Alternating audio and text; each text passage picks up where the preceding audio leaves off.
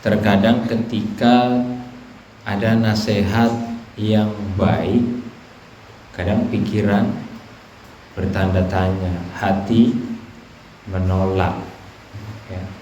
Padahal segala sesuatu yang tampak itu adalah nasihat, ya, dari tangan-tangan Allah Subhanahu wa Ta'ala. Itu disadari atau tidak. Nah, coba kita perhatikan dalam surat Al-Ma'arij, ya, ayat 19. Innal insana khuliqa halu'a. Kalau Al-Ma'arij artinya tempat tinggi. Biasanya kalau kita menilai orang, ya, pasti harus naik ke tempat yang tinggi. Nah, untuk menilai diri pribadi, baik pikirannya, baik perasaannya, ya kita harus berma'arij. Artinya harus sadar, ya. Puncak daripada kesadarannya adalah sadar diri, ya, baik pikirannya, baik hatinya.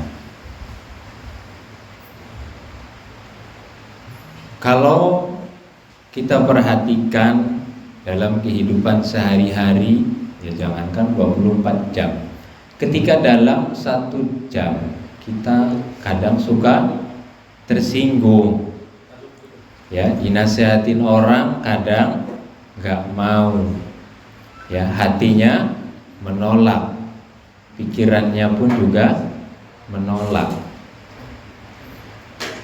Ini disadari atau tidak, ya, ke dalam diri setiap kita. Kebanyakan kalau kita dimusuhin orang, terkadang kita balik musuh, ya. Terkadang kita dianiaya, balik aniaya, ya. Padahal Nabi Muhammad SAW sudah mencontohkan, ya, beliau adalah rahmatan lil alamin. Tapi faktanya, ya, contoh saya pribadi misalkan, ya, seringnya aku begini karena kamu begitu. Misalkan dia marah, ya gue balik marah. Harusnya belajar meniti diri itu, aku begini bukan karena kamu begitu. Maksudnya walaupun dia marah, walaupun dia membenci kita, tapi kita belajar untuk tidak membalasnya, ya. Makanya dalam hadis qudsi, ya, yang artinya kalau kita lakukan atau kita hayati, kita praktekkan dalam kehidupan sehari-hari, hadis qudsi itu benar, ya, bukan sekedar hafal, tapi benar nyatanya dirasakan dalam kehidupan. Allah berfirman dalam hadis qudsi, Allah menurut prasangka hambanya, ya. Saya pribadi sering ketika bersitan hati, ketika bersitan pikiran, belum terucap, itu sering mengakibatkan gejolak diri, ya. Padahal segala sesuatu amarah ke orang lain itu energinya akan kembali kepada diri, bukan kepada orang tersebut. Itu sering saya alami, ya, itu nyata dalam kehidupan. Nah, hal-hal yang negatif pun nyata. Bayangkan kalau kita belajar, misalkan kita di 1 jam untuk senantiasa mengoreksi diri untuk hal-hal yang positif, ya. Yang positif pun juga sama, ya.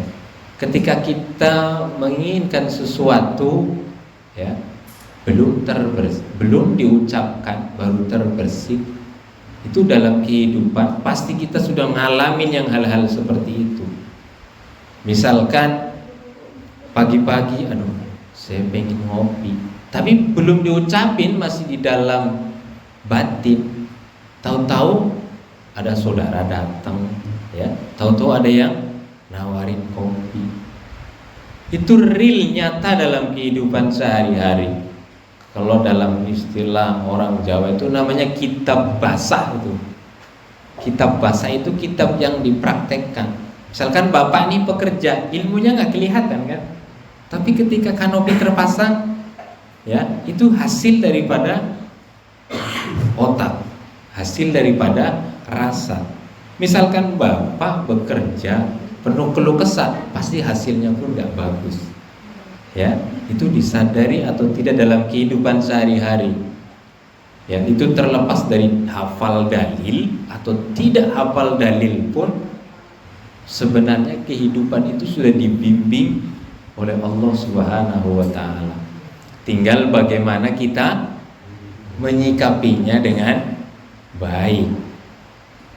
Sering kita kan berprasangka kepada orang lain, ya, berprasangka kepada barangkali ke orang tua, ke mertua, ke istri, ya, atau ke anak, ke saudara, atau ke bos dan lain sebagainya. Ya, itu energi-energi yang akan menjadi penyakit di dalam batin diri. Kalau istilah HP ini, kalau misalkan udah penuh, dihapus nggak? Hapuskan sampahnya. Nah, sampah-sampah setiap diri ini kita nggak tahu sejauh mana perilaku kebaikan diri, ya, sejauh mana perilaku keburukan di dalam diri. Dirilah yang tahu, bukan orang lain yang tahu. Ya, makanya dalam hidup ini, di luar diri apapun dan siapapun tidak ada yang berbahaya. Yang paling berbahaya adalah diri saya sendiri. Perasaan, pikiran, mengakibatkan energi. Ini saya ngomong pakai energi kan. Misalkan tadi karena cintanya kepada Nabi, itu pun juga energi. Ya, menjadikan kebaikan, menjadikan barokah, menjadikan cahaya. Ya, cahaya kalau dalam istilah dilogikakan pakai akal, no cahaya. Itu bukan cahaya, itu sinar. Ya, ini namanya sinar. Cahaya ya, yang ada di dalam diri setiap manusia. Ya, cahaya kebaikan, cahaya kasih sayang, lemah lembut, ya, kepada siapapun. Itu sudah dikasih potensi dalam hidup oleh Allah. Tinggal diri kita sendiri yang mengelola, baik akan nasibnya dan takdirnya. Saya dulu waktu masih bujangan atau masih dalam hal apapun gitu, seringnya ngeluh Pak, beneran. Jadi setelah saya pahami kehidupan, ternyata keluh kesah yang lalu sekarang saya memanen. Ya, jadi Tuhan itu tidak menzolimi hambanya siapapun, tidak. Sebenarnya tidak. Jadi mau baik mau buruk, ya, itu tadi menata diri. Kalau kita prasangkanya baik, kita perbuatannya baik, otomatis yang maha baik akan memperbaiki, ya, dalam kehidupan sehari-hari. Coba misalkan sejam kagak marah. Misalkan bapak ini dalam kehidupan sehari-harinya ngurus KTP, ngurus SIM, ketika antri ada yang duluan, ngambek nggak? Marah nggak? Harusnya yang seharusnya yang diolah adalah diri, bukan marahin dia. Paling tidak kita belajar maafkan dia, ya udah dahulu dah. Kebanyakan dari kita enggak kan, suka protes, ya. Apalagi saya hidup di Blok B udah banyak kan diprotesin orang. Tapi saya hal-hal kayak gitu biasa-biasa aja.